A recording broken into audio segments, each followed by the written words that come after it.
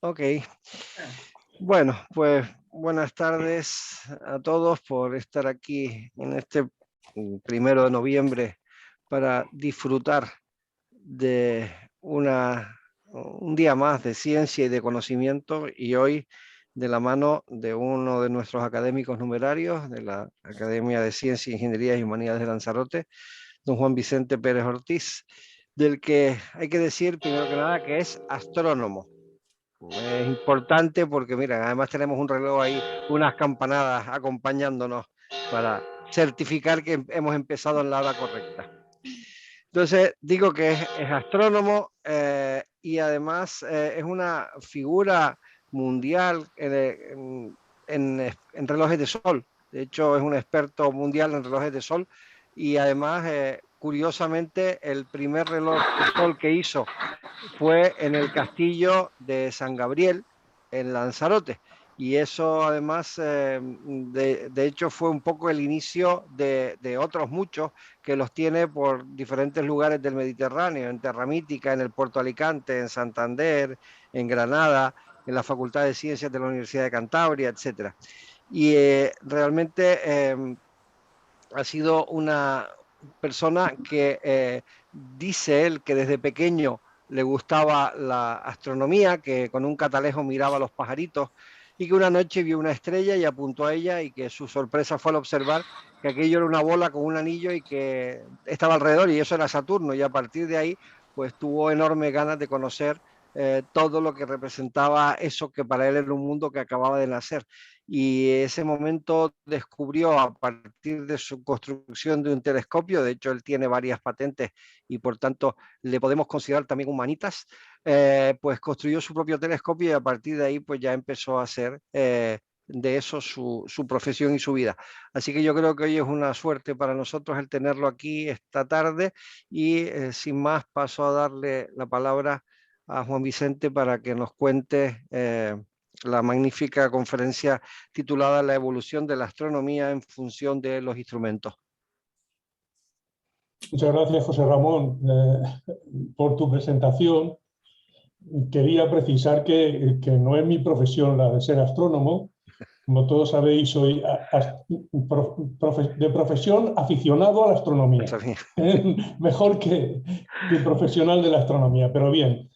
Muchas gracias. Y yo quería decir que mi afición, por supuesto, viene desde entonces, pero que la mayor vocación que tengo es la de la divulgación. O sea, no soy un experto en astronomía, no soy astrofísico, pero me gusta tanto la divulgación que llevo muchos años practicando esta actividad y también promoviendo toda aquella que está en mi mano para que la gente conozca el universo. La presentación que os voy a hacer hoy va a tratar sobre cómo ha evolucionado la astronomía en función de esos instrumentos que el hombre ha ido construyendo. Pero para ser justo quiero decir que muchas de las diapositivas que voy a presentar me las ha prestado un amigo, compañero de la agrupación astronómica de Alicante, en la que siempre nos intercambiamos información, que es especialista en la historia de la astronomía. Tiene escritos incluso sobre la revolución copernicana, y para todos pues, debéis de saber que se llama Miguel Ángel Pérez Oca. Es un compañero con el que tenemos relación desde hace muchos años. Bien, pues voy a empezar a presentar mi PowerPoint. A ver, compartir. Ahí estamos.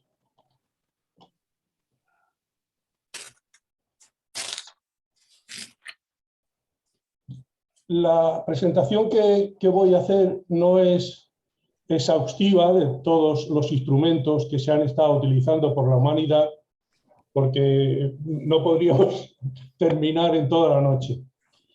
Pero podríamos empezar por hacer una reflexión sobre cómo los seres humanos empezaron a utilizar instrumentos. El Homo principal, el Homo que ya era considerado algo de sabio, se transformó rápidamente en lo que se llamó el Homo faber. El Homo faber quiere decir el hombre que fabrica. Y el hombre que fabrica empezó fabricando instrumentos para alimentarse, defenderse, refugiarse. Y esos instrumentos que utilizó pues eran el hacha, las flechas, los cuchillos de sílex, todo lo que se realizaba en aquella época. Pero el Homo sapiens sapiens, que es a la especie que nosotros pertenecemos, también empezó a utilizar los instrumentos para aumentar su conocimiento, para alimentar su mente. Y aquí tenemos el primer instrumento que el ser humano inventa para ampliar su conocimiento de la naturaleza, es el gnomon, que no es ni más ni menos que un palo clavado en la tierra, y estudiando la longitud de las sombras podía deducir la dirección norte y sur, o incluso el paso de las horas. Los relojes de sol son la herramienta más antigua que el ser humano ha utilizado para el conocimiento de la naturaleza, pero además la que más tiempo ha sido utilizada por la humanidad. Tenemos que tener en cuenta que hasta 1931 se estaba utilizando la medición del tiempo con relojes de sol. Más de 8 siglos de humanidad utilizando el gnomon, el reloj de sol. No hay ningún otro instrumento que la humanidad haya utilizado para el conocimiento que haya durado tanto. Bien es cierto que en la Edad Media empezaron a construirse los relojes mecánicos, pero los relojes mecánicos eran de las élites, no eran del pueblo. Los que más han utilizado los relojes de sol ha sido el pueblo durante muchos años.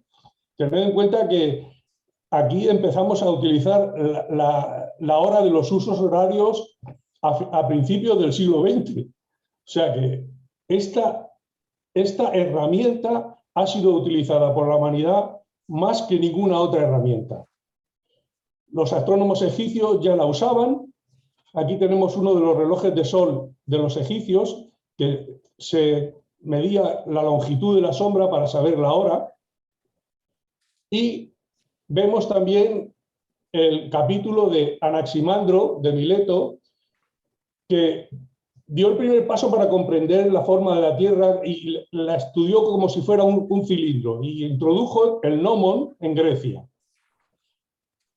Y de ahí viene que con otro gnomon, ni más ni menos, que era la sombra de un monolito, Eratóstenes fue capaz de medir hacia el año 1994 el perímetro de la Tierra, con una regla de 3 simplemente. Bien, esto es lo que cabe conocer como el primer instrumento que utiliza la humanidad para el conocimiento de la naturaleza. Damos un paso bastante grande y nos acercamos al siglo I o II con un español que era Azarquiel, que escribió obras sobre las tablas toledanas y sobre todo el Tratado de la Zafea, que fue un primer astrolabio que permitía describir las órbitas de Mercurio, diciendo que Mercurio... Peor que ayer. ¿Alguien está hablando por ahí? Alguien tiene que apagar los micros, porque si no, Dominga, mejor silencialos a todos, porque si no hay un fondo que no se oye. Bueno, pues durante muchos siglos se siguieron utilizando los viejos instrumentos, que no eran ni más ni menos que instrumentos para medir la posición de las estrellas. el Ticretum, la ballestilla, el cuadrante, el astrolabio, permitían conocer la posición de las estrellas y se usaban sobre todo para la navegación. ¿Y es en la misma pierna de ayer? ¿Alguien se nos ha metido? Bueno, el despertar de la ciencia se produce cuando Nicolás Copérnico, usando ¿Eso le dije yo ayer a papá? Sí, instrumentos, yo le dije que a lo mejor con las muletas te podías mover un poquito mejor, que así pisas. bueno, Nicolás Copérnico, utilizando el instrumento del Ticretum, midió con una exactitud asombrosa las distancias de los planetas que se conocían entonces, que eran Mercurio, Venus, Marte, Júpiter y Saturno. Aquí tenemos una escala de cómo, con esa medida de Copérnico, que se hizo simplemente con un par de palos graduados, consiguió medir las distancias con una exactitud asombrosa. Miren, las medidas de Copérnico están en esta columna y en la de la derecha está la distancia real. Como pueden comprobar, se equivocó muy poco, muy poco. Otros instrumentos mucho más perfectos los construyó Tycho Brahe, que le permitieron hacer observaciones tan exactas que luego el propio Johannes Kepler estudió para poder plantear sus teorías o sus leyes que decían cómo se movían los planetas, en qué órbita se movían los planetas. Cuando llegamos al siglo XVI nos encontramos con la figura de Galileo, que aprovechando el invento de unos holandeses, construyó su propio telescopio, muy sencillo para aquella época porque era muy difícil de construir cristales. Los cristales de entonces no eran tan puros como los de ahora porque tenían burbujas en su interior y era dificilísimo hacerlo, pero él consiguió unos telescopios bastante interesantes para aquella época. Con estos telescopios Galileo se dio cuenta de que el Sol no era limpio y puro, como decía Aristóteles, que tenía manchas, se dio cuenta que la Luna tenía montañas, incluso se dio cuenta que Saturno tenía como un par de orejas, pero que no supo interpretar porque sus telescopios eran muy rudimentarios. Con mayores aumentos y con aparatos, instrumentos más precisos y más potentes, en Polonia, en el siglo XVII, Hevelius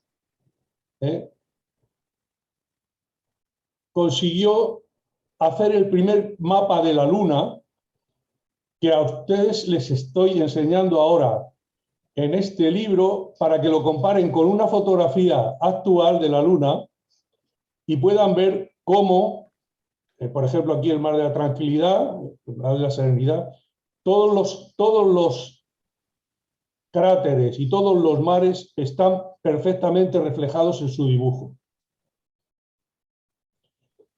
Y avanzando a hombros de gigante nos encontramos al gran científico Isaac Newton. Isaac Newton, además de promover su ley de la gravitación universal, como inventor de instrumentos fue algo genial. ¿Por qué? Porque en primer lugar hizo un telescopio que no necesitaba lentes, sino que se hacía con espejos, lo cual podía ampliarse mucho el tamaño del espejo para coger más luz y poder observar mejor las estrellas o los astros. Y además hizo un estudio exhaustivo del espectro solar, que sería el primer paso para que después la astronomía avanzara en el estudio de la astrofísica. Huygens fue con unos instrumentos muy complicados, como ustedes están viendo aquí, esta columna, un instrumento con una cuerda tensa para poder apuntar. Eso es dificilísimo. Pudo aumentar tanto la imagen de Saturno que descubrió que no eran orejas lo que tenía Saturno, como decía Galileo, sino que eran anillos que giraban en el centro alrededor del planeta. A ver, que me paso un poco. Bueno, el siguiente instrumento que dio un paso de gigante en el conocimiento de la naturaleza fue el que usó Olaus Rømer cuando estaba estudiando los fenómenos mutuos de los satélites de Júpiter. Los fenómenos mutuos de los satélites de Júpiter son aquellos en que entre los satélites se forman eclipses, ocultaciones, tránsitos sobre el planeta, de forma que, como son acontecimientos regulares, se podía calcular exactamente el tiempo que tardaban en ocurrir. Pero él se dio cuenta de que cuando la Tierra estaba más cerca de Júpiter, esos fenómenos mutuos se ocurrían más adelantados que cuando la Tierra estaba en el otro extremo de la órbita, cuando estaba más lejos de Júpiter. Con lo cual, él intuyó que ahí tenía que intervenir la velocidad de la luz. Y en el siglo XVII ya él fue capaz de medir la velocidad de la luz con una exactitud asombrosa. Los instrumentos siguen siendo muy útiles a todos los astrónomos. Por ejemplo, este que estamos viendo aquí sobre una mesita con ruedas, de William Herschel, que era un músico aficionado a la astronomía, fue el primero que descubrió el planeta Urano, junto con su hermana Carolina, que era tan buena astrónoma como él. Él además construyó unos instrumentos mucho más grandes, con los cuales hizo unas observaciones muy interesantes. Uno de esos instrumentos lo tenemos en Madrid, en el Observatorio Astronómico Nacional, que es este que aparece a la derecha, que es parecidísimo al que primero construyó. Y tenemos en Italia, en el siglo XVIII y XIX, a Piazzi, que descubrió con este instrumento que estamos viendo aquí el primer asteroide que se conoció, que era el Ceres, que es uno de los más grandes asteroides que hay en el cinturón, entre Marte y Júpiter. Tenemos este observatorio con un telescopio de lentes, con el que en Alemania, Bessel, fue el primero que hizo el paralaje de una estrella. Consiguió saber que la estrella 61 del Cisne estaba a 11 años luz de la Tierra. Todos saben que el paralaje se hace por una especie de trigonometría, midiendo la estrella, la posición de la estrella cuando la Tierra está en un punto de la órbita y luego cuando pasa al punto contrario, que lo que separa son 300 millones de kilómetros, porque la Tierra al Sol hay 150 millones y eso son 300 millones de kilómetros, pero para observar lo que es el paralaje de una estrella, eso casi es poco. El siglo XIX, William Parsons, llamado Lord Rosse, construye el Leviatán, que es el gran instrumento que está casi fijo, se podía mover un poco, pero con él consigue observar lo que llamábamos entonces, o lo que se llamaba entonces, las nebulosas. Las nebulosas espirales que luego se descubrió que eran otra cosa. Las monturas de los telescopios se fueron perfeccionando, pero eran los refractores, aquellos que estaban hechos con lentes, no con espejo. Aquí tenemos la montura alemana de pesas, aquí, bueno, la de horquilla, y una de ellas la descubrió Fraunhofer. Otro instrumento muy importante, también refractor, fue el que llevó a Gall a descubrir el planeta Neptuno por las indicaciones de Le Verrier.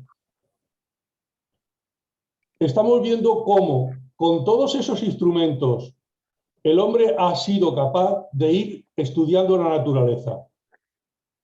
Y pasamos a uno de los grandes hitos, el nacimiento de la astrofísica.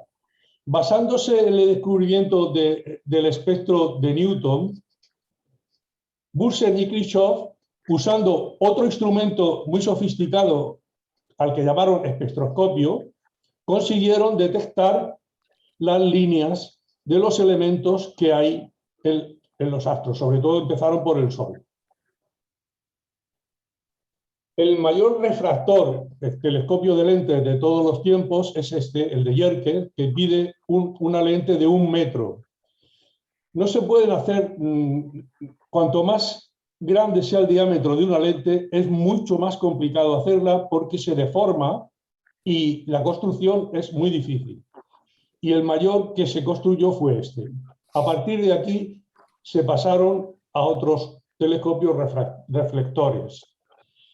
No todos fueron éxitos. Bueno, fueron éxitos porque se estuvo estudiando Marte, pero Percival Lowell, entre el 18 y el 19, el siglo XX, estuvo estudiando Marte y alguien lo interpretó mal cuando dijo que había unos canali y la gente interpretó que había canales en Marte, con lo cual empezaron a especular sobre si había canales, debería de haber también ingenieros que hicieran esos canales. Por lo tanto, se pensó que estábamos ya delante de los extraterrestres, que ya teníamos los marcianos a la vista. Pero eso luego fue un error que se confirmó cuando se estudió mucho más el planeta. El asombroso siglo XX es el que nos lleva verdaderamente a la actualidad. Lo primero que se utiliza es la fotografía. Con la astrocámara acoplada a un telescopio se consiguen imágenes del cielo que ya no son dibujadas, que ya son reales. Entonces, esas imágenes se han ido captando durante siglos, iba a decir siglos, no, pero no muchos siglos, durante años, en registro químico, por ejemplo, en cristal con cloruro de plata, haciendo una gran cantidad de imágenes que han servido y siguen siendo utilizadas por los astrónomos para hacer comparaciones con la actualidad. El telescopio Smith, o la cámara Smith, es un telescopio que por el cual ya no se mira, sino que simplemente lo que hace es fotografiar. Y un personaje de los más importantes en este mundo de la fotografía astronómica fue Henrietta Levy. Henrietta Levy estudió las placas de todas esas fotografías que se habían ido haciendo y estuvo dedicada mucho tiempo a identificar patrones en las estrellas que observaba. Y descubrió un tipo de estrellas que se llamaban las cefeidas, que servirían como faros para detectar las distancias, para medir distancias en el universo. Pero por fin los telescopios refractores se abandonan y se empiezan a utilizar el telescopio reflector. Los telescopios reflectores tienen mucha más capacidad de captar luz, con lo cual se puede ampliar mucho más los objetos o acercar mucho más los objetos, hablando en lenguaje mundano, porque siempre nos dicen, ¿cuánto acercas un objeto con un telescopio? No se acerca, se aumenta. Bien, pues aumentar los objetos nos lleva a poder conocerlos mucho mejor y medir su luz. Y aquí aparecen las monturas, que son muy importantes, porque para un telescopio tener solo un espejo y un ocular por donde mirar no servirían para nada si no tuviesen una montura que fuera haciendo el seguimiento del cielo para poder fotografiarlo y estudiarlo. Y existen varias monturas, la alemana, la inglesa, la de horquilla, la de herradura, y todas estas se han estado utilizando y se siguen utilizando en muchos observatorios. Otra técnica muy importante fue la fotometría y la espectrografía.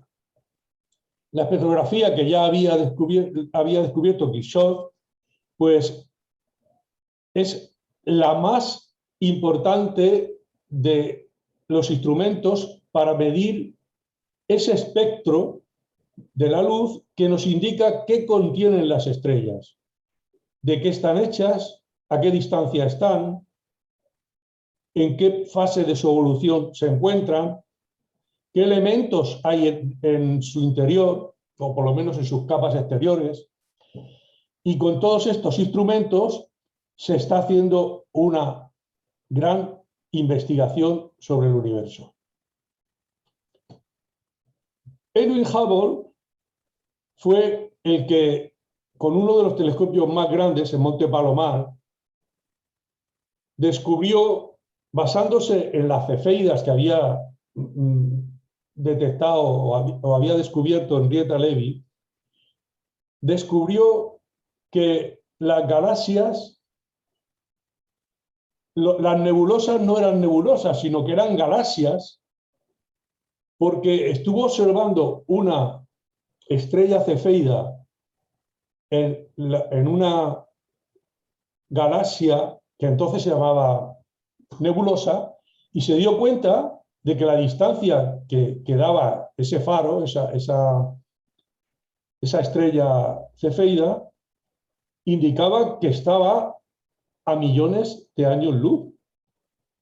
Y entonces el universo cambió de pronto de lo que era nuestra propia galaxia, que mediría unos 100.000 años luz, a un universo gigante que estaba a otros millones de años luz y que sería un universo como el nuestro. Pero no solo eso, se descubrió que las demás nebulosas que se tenían por tales fueron también galaxias. Entonces él descubrió que esas galaxias se estaban alejando unas de otras y que lo hacían en proporción a la distancia en que se encontraban. Esta fue la ley famosa de Hubble. Otros instrumentos muy importantes que utilizaron los astrónomos o que están utilizando los astrónomos, son los radiotelescopios.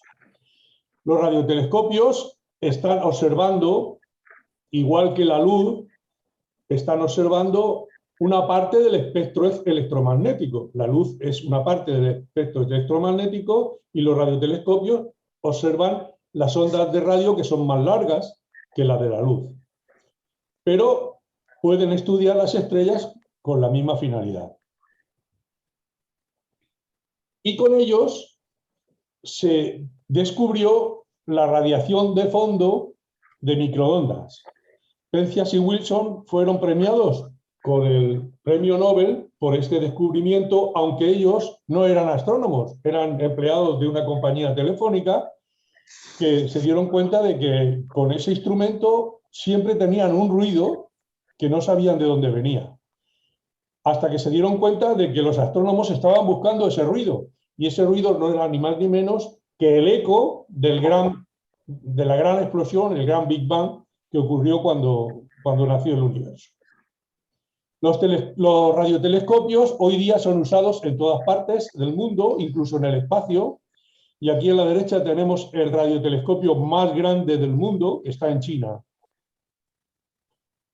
Con ellos se ha estudiado esa radiación de fondo, primero con el telescopio de la Bell, que era el que usaron Penzias y Wilson, después con el COBE, un satélite, y con el MAP, que se estuvo estudiando cómo esa radiación nos daba una imagen antigua de lo que después sería el universo. Y esa imagen es la radiación del fondo de microondas, que nos dio la sorpresa de que era totalmente uniforme en todas las direcciones. Y aquí cabe también hablar de nuestro compañero Rafael Rebolo, que actualmente es el director del Instituto Astrofísico de Canarias, que hizo un experimento con otros instrumentos mucho más rudimentarios, por cierto, que los telescopios, que el COBE, pero con una mayor precisión. Lo que pasa es que el reconocimiento a nuestros astrónomos en el mundo todavía es muy deficiente. Pero se estableció una palabra para su descubrimiento, que era que había descubierto los cosmosomas. ¿Por qué? Porque esa anisotropía que él descubrió, él y su equipo, eran los inicios de lo que sería después el universo. Por eso, igual que nosotros llamamos los cromosomas a nuestro código genético, el Instituto Astrofísico le dio el nombre de cosmosomas. Fue muy interesante para nosotros, para los aficionados, contar con Rafael Rebolo cuando nos estuvo explicando toda esa investigación. Y pasamos a otro instrumento muy útil y que es el que más se utiliza en la actualidad para conocer el universo. Es la cámara CCD. Fue inventada para la astronomía. La cámara CCD ampliaba el conocimiento de la fotografía, porque cuando tenemos una fotografía química, tenemos una fotografía plana con una información en 2 dimensiones. Pero cuando usamos la cámara CCD, tenemos una información en 3 dimensiones. Con lo cual, podemos hacer con esa imagen verdaderas virguerías para encontrar la profundidad de las estrellas y muchísimas más cosas.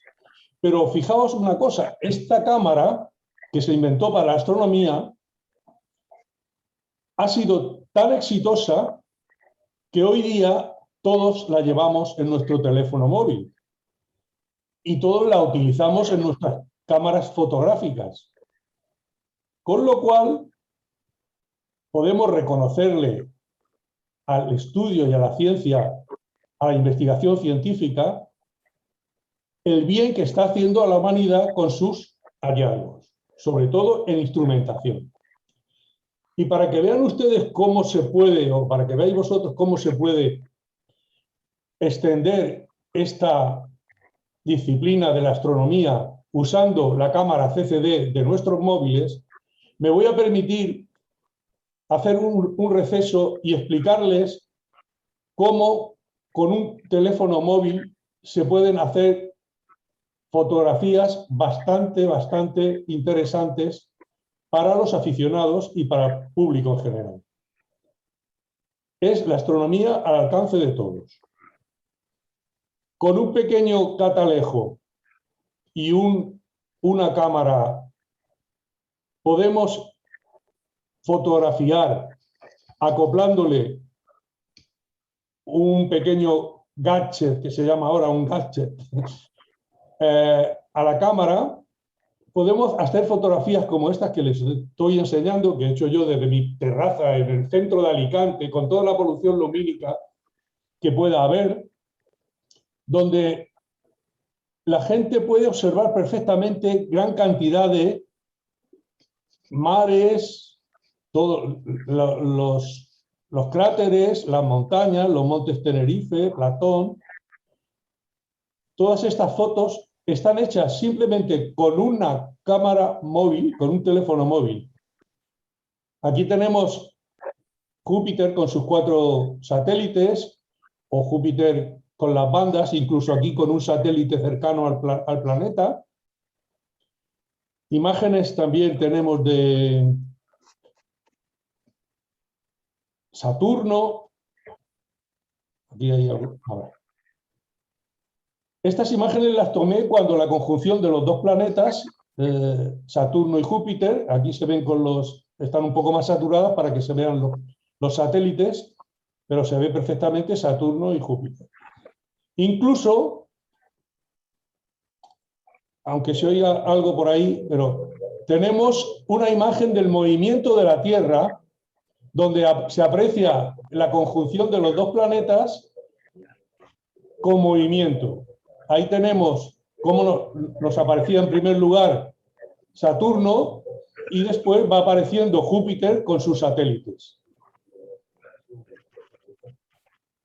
Otras imágenes que podemos obtener con la cámara móvil, con el teléfono móvil, son las manchas solares.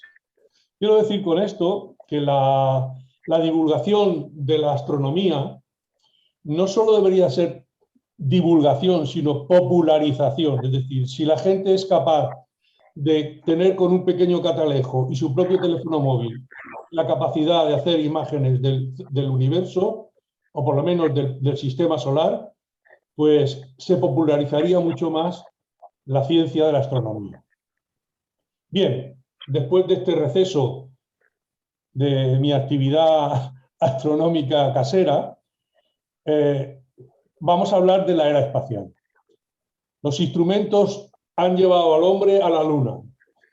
Armstrong y Aldrin pisaron la Luna en el 69 y aquí decimos que los que habían construido la Torre de Babel, que querían llegar al cielo, lo habían conseguido. El hombre llega a la Luna.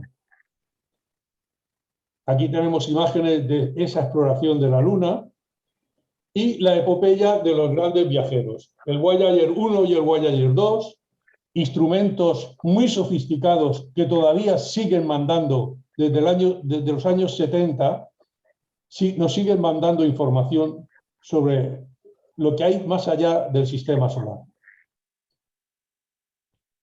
Las imágenes que mandaron estas naves, el Voyager 1 y el Voyager 2, nos asombraron a todos cuando vimos por primera vez de cerca los planetas como Júpiter y Saturno y Urano y Neptuno.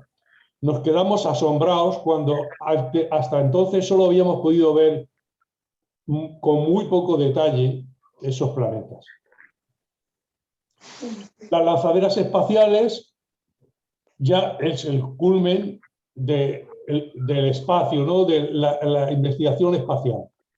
Y las estaciones espaciales, la Mir de los rusos y la actual internacional, donde se está estudiando el universo con una precisión mucho mayor. Los telescopios que están en órbita son los que han traído una información más importante de la astronomía. Tenemos el SOHO, que se utiliza para la investigación solar, el Chandra, que es un observatorio de rayos X, el SIRET de infrarrojos y el Hubble, cuyas imágenes nos han asombrado a todos.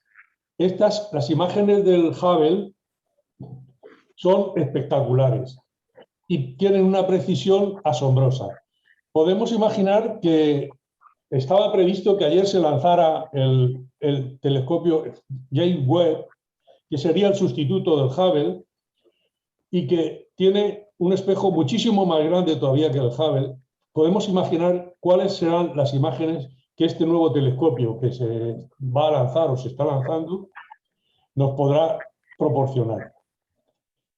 Me interesa mucho que nos demos cuenta de, por ejemplo, cómo se sitúan estos satélites en el espacio, porque es muy curioso ver, por ejemplo, el SOHO, que estudia el Sol, está puesto en uno de los puntos de Lagrange, el L1, el Lagrange 1, que es el punto donde la gravitación de la Tierra y del Sol se equilibran.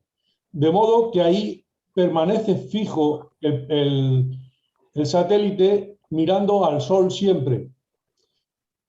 Y no solo eso, hay otros satélites que se están poniendo en puntos distintos de Lagrange, que son puntos de equilibrio en el espacio de la órbita terrestre alrededor del Sol. Lo curioso del telescopio de rayos X es que los rayos X no se pueden captar fácilmente porque lo atraviesan todo. Entonces, el ingenio del ser humano para hacer un telescopio de rayos X es hacerlo de esta forma, con tubos convergentes para que los rayos entren tangencialmente y se vayan reflectando hacia el foco sin que atraviesen las paredes. Es un ingenio enorme, pero que está dando unos frutos muy significativos para el estudio en rayos X de las estrellas y de las galaxias. También están los telescopios de rayos gamma. Todo lo que estamos viendo hasta ahora son telescopios que están analizando el espectro electromagnético, desde los rayos, desde los ondas de radio hasta los rayos gamma, que es todo el espectro. Hay telescopios para observarlo todo. Los infrarrojos, los ultravioletas, todo el universo está viéndose en todos los espectros, en todos los rangos del espectro electromagnético. Y ahora vamos a hablar un poco también de la instrumentación con las nuevas ópticas. Los telescopios actuales son tan grandes que ya no se pueden hacer espejos de una sola pieza. Es imposible enfriar una pieza de vidrio de 8 metros de diámetro, y entonces se hacen los espejos segmentados, que son pequeños espejos que además llevan sensores por debajo para poderlos mover y ajustar. Las inversiones que se están haciendo en los telescopios son millonarias y se pueden contar los más importantes del mundo, los que existen en el Tenerife, en La Palma, en Mauna Kea, en Hawái o en Chile, en La Silla. Y otra cosa muy importante del ingenio humano, del Homo Faber, es la capacidad de eliminar las alteraciones que produce la atmósfera en la observación de las estrellas. Esto se llama la óptica adaptativa. Con un rayo láser se crea una estrella virtual en una capa, en una zona de la atmósfera.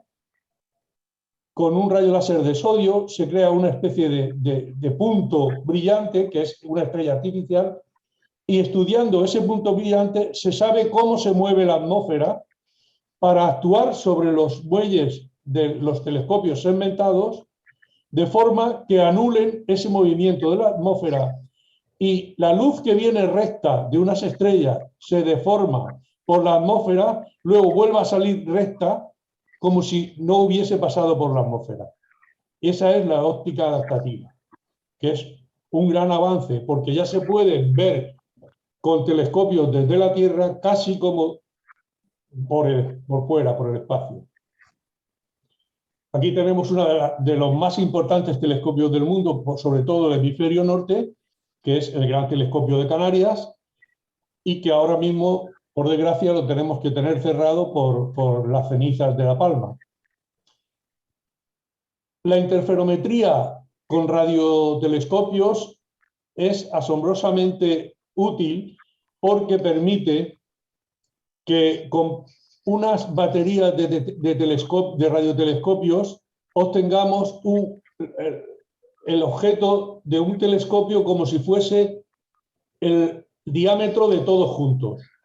Eso hace que la observación sea con una definición mucho mayor y se puedan estudiar mucho mejor las galaxias, sobre todo, y las estrellas. También existe la interferometría óptica, donde en un centro se unen los rayos de dos telescopios bien grandes para hacer como si fuera un telescopio que midiera la suma de los dos telescopios. Y tenemos el acelerador de partículas. Este es el instrumento más fantástico que tenemos en la actualidad para estudiar el universo, porque aunque está estudiando pequeñas partículas de la materia, está juntando, está uniendo lo más pequeño con lo más grande, que es el universo. Conociendo cómo se muestra la materia, conocemos cómo se han formado las estrellas, incluso cómo nació el universo. Por eso tiene una importancia capital el estudio de las partículas, de las partículas más pequeñas de los átomos, los quarks, los muones y todas estas raras especies de animales nucleares. Por último, voy a enseñaros lo que más, o a mostraros o a hablaros de lo que más avanzado hemos llegado en el conocimiento de la forma de estudiar el universo, que son las ondas gravitacionales que predijo Einstein. ¿Y cuál es la diferencia con respecto al espectro electromagnético? Puesto que las ondas gravitacionales, aun siendo ondas, no pertenecen al espectro electromagnético.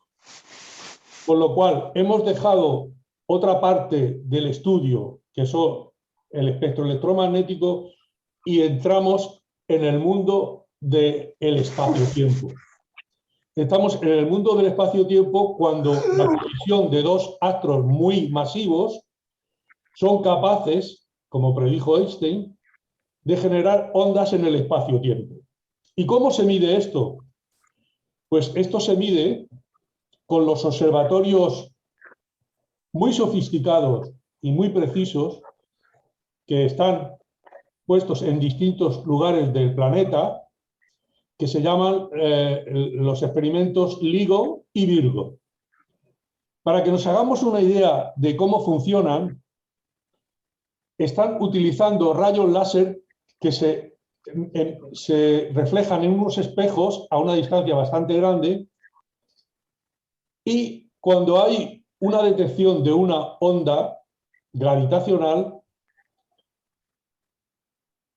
la variabilidad de la distancia que ocupan estas distancias que miden los rayos láser es de millonésimas de milímetro. Con lo cual, hay que borrar de todo el registro que se obtiene el paso de un camión, el paso de un avión, cualquier movimiento telúrico, pequeño terremoto, cualquier cosa que ocurra, hay que eliminarlo y dejar solamente aquello que detecta el movimiento de una onda gravitacional. ¿Y cómo se hace? Pues como hay dos experimentos, hay que detectar aquella onda que se produce en los dos experimentos a la vez y que no tiene nada que ver con los movimientos de los aviones, de los camiones, del suelo, de lo que sea. Es complejísimo, es dificilísimo, pero está dando resultados. Ya se están descubriendo ondas gravitacionales. Bien, pues esto es lo más sofisticado que el ser humano ha conseguido a base de instrumentos y con lo que estamos llegando al conocimiento. Y yo quiero hacer un resumen de qué es lo que estudian los astrofísicos en la actualidad en los diferentes campos de estudio. En cosmología se estudia la radiación de fondo, la expansión acelerada del universo, la materia oscura y la energía oscura.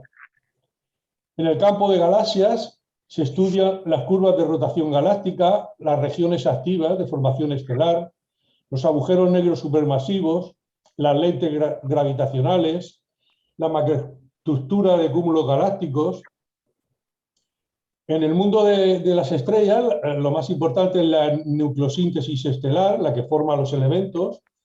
Las enanas marrones, por cierto, descubiertas por el equipo de Rafael Rebolo.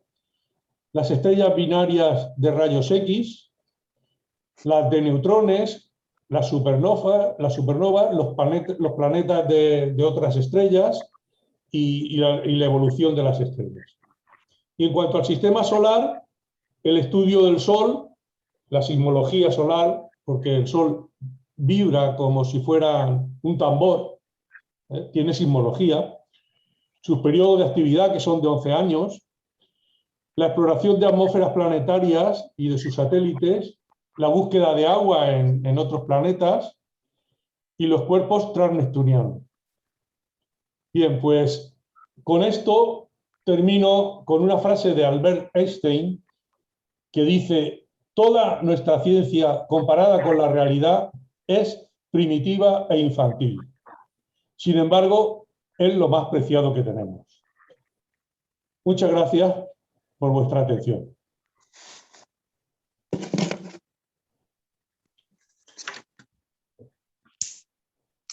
Muy bien, muchísimas gracias, Juan Vicente, por esta preciosa conferencia y esta preciosa presentación. Y bueno, yo ahora creo que es el momento de dar paso a nuestra audiencia para que haga las preguntas que estime pertinentes.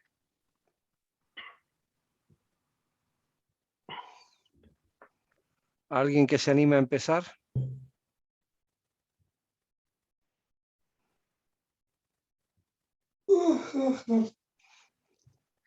Bueno, parece que quedó todo tan claro que nadie tiene preguntas. Ah, sí, Juan Jesús quiere hacer una pregunta. No, tienes el micrófono cerrado. Tienes el micrófono cerrado.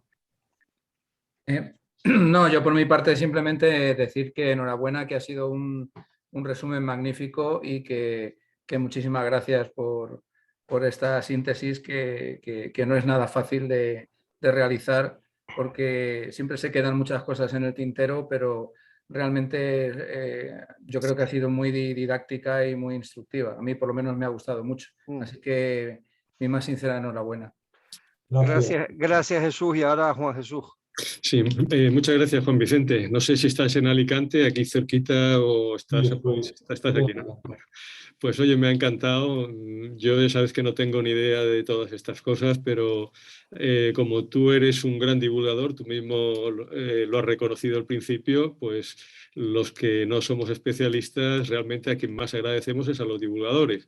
Y te quería comentar, es decir, el conocimiento del universo, como decía Einstein, estamos en el principio. Y entonces, mirando un poco al futuro, tú has hecho una evolución nos has presentado la evolución de los instrumentos, lo ingeniosos que llegan a ser las personas y tal. También nos has dicho con una cosa muy interesante, que son las áreas en las que se está estudiando. Y mi pregunta, no sé si tú o alguien podría contestarla, pero una inquietud que para un neófito se le presenta, le viene a la cabeza cuando oye una sesión como esta. Es decir, ¿y el futuro? Eso que está empezando a aparecer como una herramienta tan poderosa que es la inteligencia artificial, ¿tendrá cabida en lo que es la exploración, en encontrar patrones para conocer con toda esa información tan enorme que se recoge con todos esos aparatos, tantas fotografías, lo mismo que está aplicando medicina para diagnosticar tumores con más precisión casi que el ojo clínico de un especialista? ¿Puede la inteligencia artificial, se están recogiendo datos de manera que sean susceptibles de ser analizados por programas de inteligencia artificial para trabajar más horas y con más capacidad de cálculo de lo que es posible la labor humana? Sí, yo estoy casi seguro de que sí, porque además pasa una cosa. Hay tantos telescopios cogiendo información en la actualidad, porque ahora ya no se cogen fotografías de una en una, se cogen campos enteros del cielo. Y lo que más hay es información por tratar. O sea, hay montañas y montañas de datos que están sin tratar. No se pueden estudiar todos de la gran cantidad de datos que hay recogidos. Ahí es donde creo yo que la inteligencia artificial va a poder tener su papel. Es decir, ¿dónde podemos trabajar con inteligencia? Donde no damos abasto nosotros con nuestro propio cerebro, tiene que ser el de la inteligencia artificial. Porque hay montañas y montañas de datos De hecho, hasta en la búsqueda de seres extraterrestres se está pidiendo que los aficionados utilicemos nuestros propios ordenadores para procesar datos de aquellas radiaciones que se están recibiendo, porque no hay espacio suficiente en los ordenadores de los físicos y de los telescopios para analizar tanta información. Y ahí es donde puede ser que la inteligencia artificial sea una ayuda muy importante. Sí. Gracias. ¿Alguien más quiere preguntar?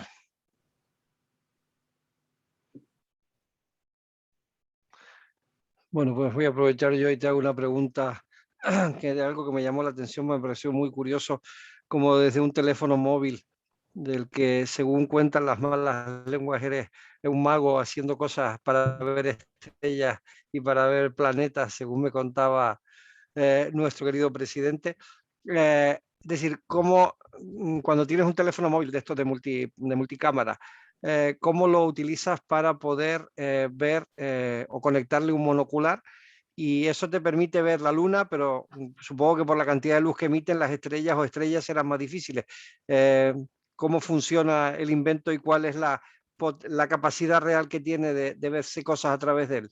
Bueno, yo en principio te diré que no utilizo multicámara, porque utilizo de una sola cámara, porque es mucho más fácil aplicar al ocular con ese aparatito que os he enseñado.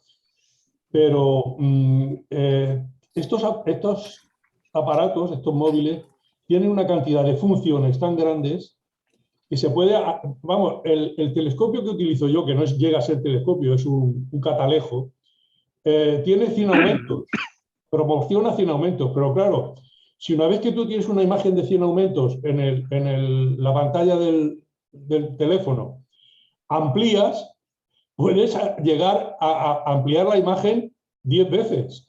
Entonces, puedes llegar a centrarte en un cráter de la Luna.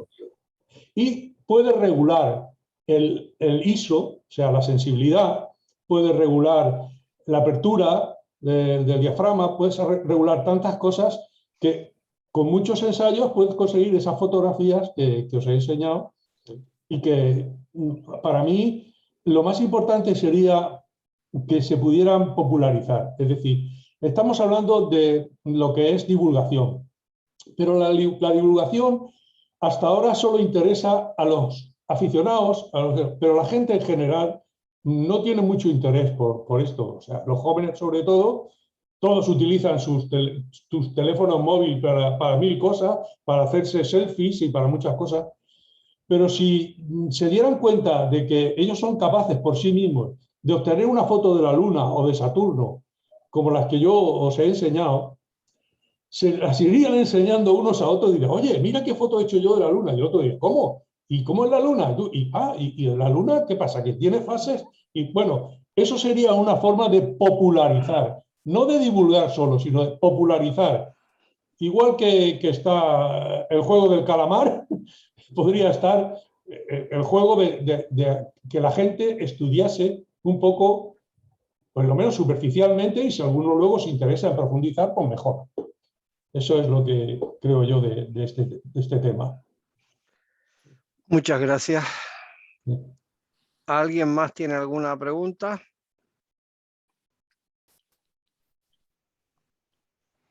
Parece que hoy has dejado esto tan claro que nadie tiene duda. Así que, bueno, pues hemos cumplido una hora exacta desde que empezamos.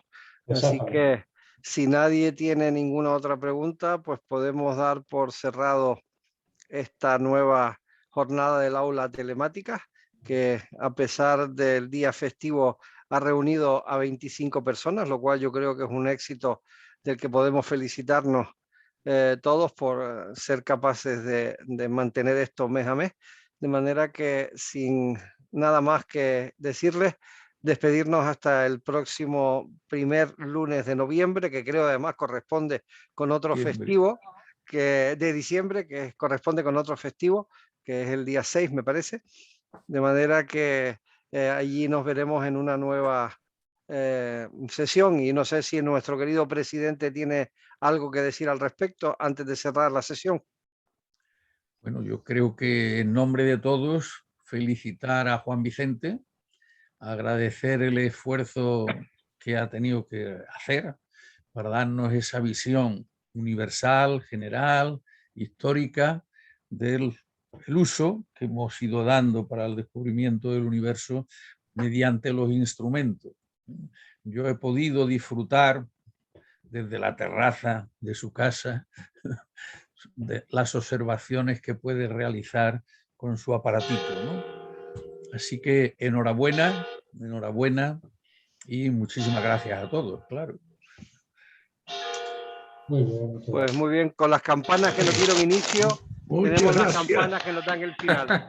Puntualidad astronómica. Eso. Enhorabuena. Hasta la próxima. Hasta la próxima. Hasta la próxima. Adiós. Adiós. Chao. Hasta la próxima. Hasta luego. Chao. Dominga, me alegro verte.